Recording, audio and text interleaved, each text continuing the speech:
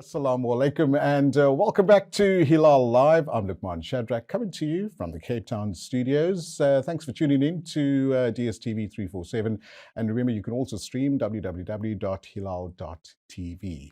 Now, it's been a busy time in 2023 with relief organizations trying to double up a lot of the work and a lot of the need throughout South Africa and the rest of the world as well. And one association that does wonderful work locally and nationally is Sanzaf. And I thought I'd better invite the CEO of Sanzaf in studio. And I'd like to welcome Sister Yasmina Francke. Assalamu alaikum.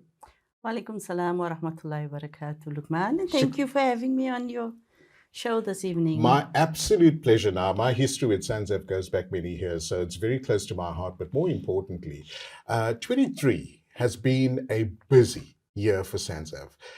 Tell our viewers a little about some of the projects that you've undertaken for 2023. Look, it may have overlapped since 22, Yes. but a bulk of that was implemented in 23. Yes.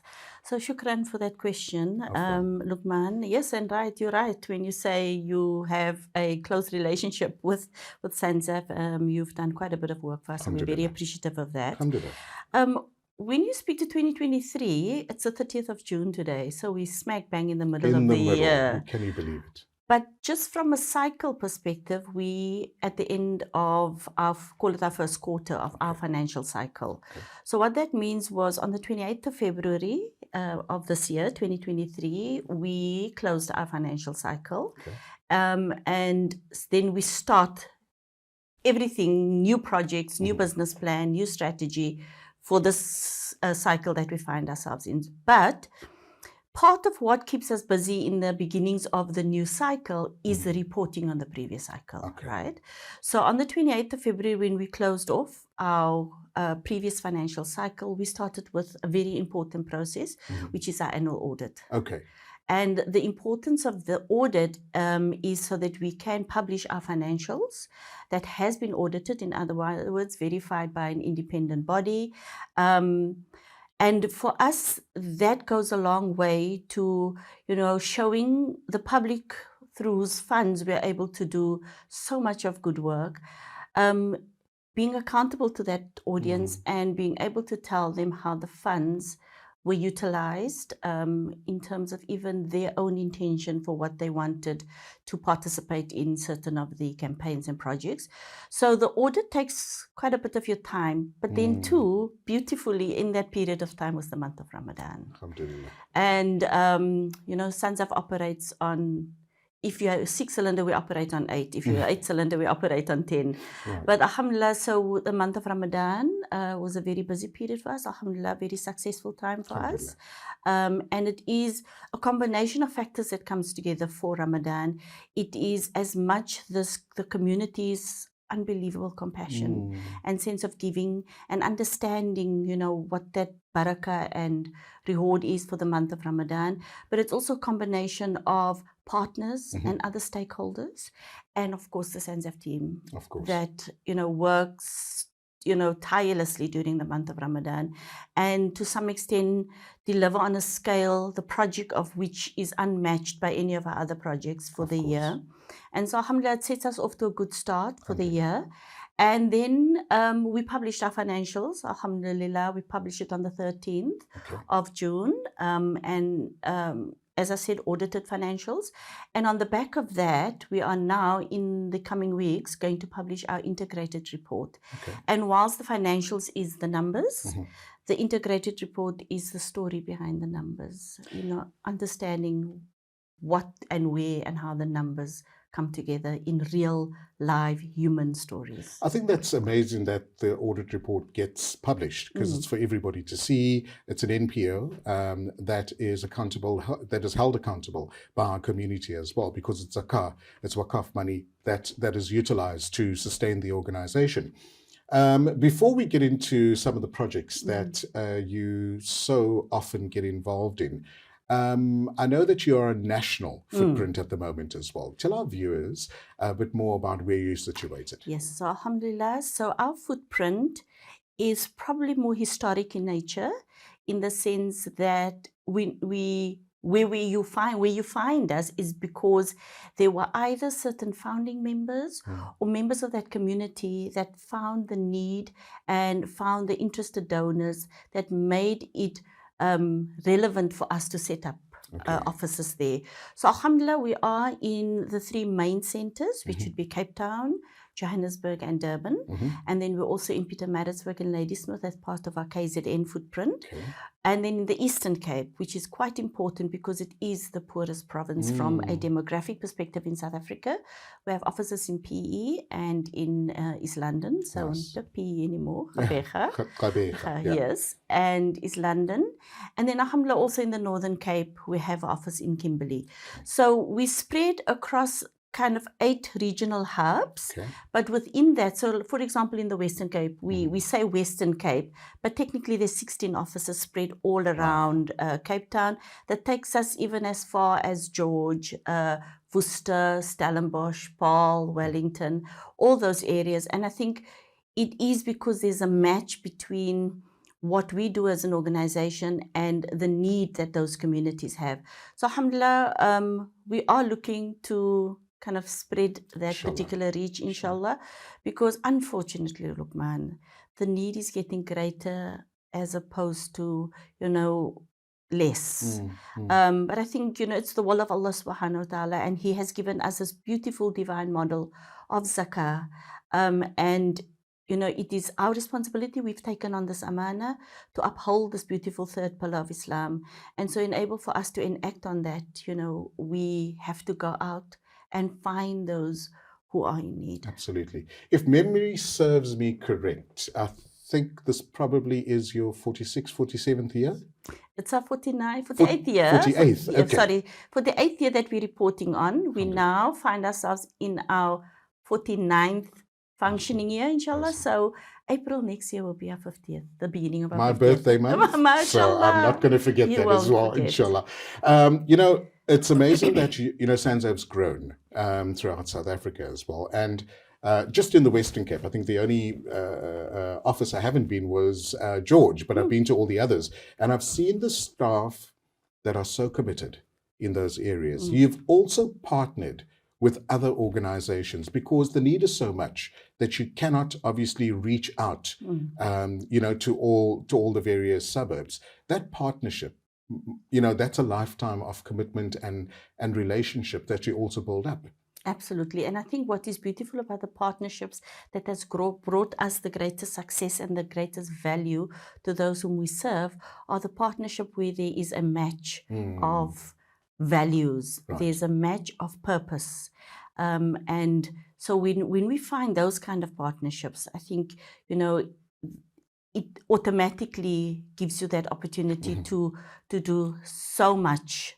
So we're quite thankful for those who come also out to seek those partnerships with us. Because I think what we do bring to the arrangement is our footprint. It is our years of expertise, but also what we spoke about at the beginning, the governance, the ability to be able to report, our internal controls, and the kind of standards that we hold ourselves to, because we are completely mindful that we call on public funds and we deal with public funds and we serve the public. So we are absolutely accountable to the public. And, holding those high levels of governance and accountability allows us to, kind of instill a trust. And I think in the kind of work that we do, trust, alhamdulillah, goes a long way to ensuring that we can continue as an organization, be sustainable. And our doors can always be open to those who are in need. And it's not only, Muslim suburbs people that you assist, it varies across the board to non-Muslims that are in need as well in various communities. Yes, alhamdulillah, we have different kinds of income. So we have zakah, but we also have donors who, alhamdulillah, gives us other forms of charity, sadaqah lillah. And in those instances, we are able to extend our service broader. For example, now with Qurbani, alhamdulillah, everybody's busy at the moment. The project is at its culmination as we speak, the days of Tashriq. And there we're able to extend, alhamdulillah, our kind of outreach initiative that goes with Qurbani, the food security aspect of it, course. to as many communities as possible. Absolutely. Well done, Yasmina, to you and your team. It's always lovely hearing about some of the projects as well. We're going to chat a little more. We're going to take an ad break. When we come back, we chat a bit more to Yasmina Francke, who's the CEO of Sanzaf in South Africa as well. And we're going to chat about some of the projects. We're going to chat about some of their future plans, and more importantly, about the growth that this amazing organization is having for the 49 years, alhamdulillah. You're listening to Hilaal TV. You're watching Hilaal TV on channel 347 on DSTV. My name is Luqmaan Shadrach from the Cape Town office. It's an absolute pleasure in studio chatting to the CEO of Sanzaf South Africa about some of the amazing work that this organization does and some of the work that they're going to be doing in the next couple of months as well. Sister Yasmina, Jazakallah so much for joining me in studio. A real pleasure. Always a pleasure. Yasmina, before the break, we chatted about some of the, the background stuff that happens. And a lot of people sometimes forget when you have an NPO, there's a lot that happens behind the scenes. And alhamdulillah, with regards to some of the audit reports you do, to the staff, to the various offices that you've managed to have a footprint in South Africa as well. What's in store for the next couple of months? Are you opening new offices? Are there exciting projects that is happening? So I think just to speak about what we are currently doing at this moment, because our projects to some extent kind of stretches over a period of time. For example, Ramadan is a whole month, as I mentioned. Qurbani is now for the days of Tashriq. So that's quite an extensive project. But then we talk about winter warmth. And this is a national project. And, we've experienced one of the harshest winters this year. And oftentimes, being a national organization, you have to allow for local dynamics. Of course. So sometimes when the sun is shining in Cape Town, it's storming in KZN. For sure. It's difficult to drive a winter message because everybody's not experiencing, whatever it is that you're trying to relay. But this winter, Luqmaan, it's been across the country. There were tornadoes, there were torrential rains, there were floods, and it's still going. So I think when we now roll out after Qurbani a more intense winter warmth campaign, it is about, helping the most vulnerable during these harsh winter conditions. And so it's families in informal settlements, it's the homeless, but it's also the elderly, because I think, we don't realize how isolating winter can be for the elderly. Of course. Right? Just from a mobility point of view, not wanting to go out, it's cold, it's rainy, and it can be quite lonely. So part of our winter warmth campaign is an element of it which I dearly love, and it's called Adopt a Granny campaign. Oh, lovely. And so what we do during that campaign You're making me miss my granny all over again now, Yasmina. Then we focus a lot on the elderly. And basically, part of the project is to take them on a shopping spree. Oh, nice. Yes, so to spoil them, give them a beautiful meal. But it's that independence. Yes. Give them a budget, and most of the time it's in the region of 1,000 Rand. Alhamdulillah. Take them to a shop, and they are allowed to choose winter warmth. Okay. And the idea with that is to give them agency, to give them the freedom to choose what they need. And for most of them, it's such a sense of independence as well. So we make sure we find transport to get them there. Our staff are all, kind of on duty, trying to help and serve as far as they can. And I think, and coupled with that, we obviously do winter packs. Okay. So, the usual, the Vicks and the whatever you need, the Strepsils and those kinds of things, because we're mindful that many of them are on probably chronic meds and need to know. So we can't, kind of venture into that. But whatever can help ease an ache or pain or just get them through the winter months. So that's a big part of our winter warmth. But we've put out recently a campaign for winter apparel. Okay. And I think we underestimate, we think winter, we think beanies and scarves and blankets, which is sorely needed. But something as simple as a pair of socks goes such a long way. So Imagine true. yourself, Luqmaan, in the cold winter bare feet. So I think that is talking about upcoming projects is what we're going to focus on. And then importantly, Women's Month's Oh, coming up in yes, August. yes, So yes.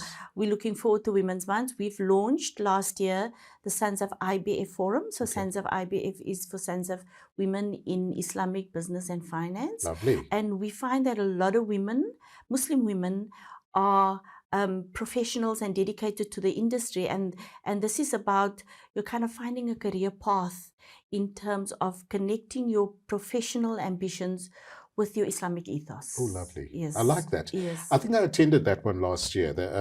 A very short stint you had, I think, in Athlone for a little while. And Yeah. it was very interesting in terms of the conversations Yes. that were there. And I know you also had a wellness check for ladies as That's well. correct And as that's well. also important because it's health and, is Wellness. very important Yes, it is. when it comes to looking after yourself Yes. as a mom, as a businesswoman, as a wife as well. So I'd love to hear more about that closer to the time as well. And we'd love to be involved in that as well.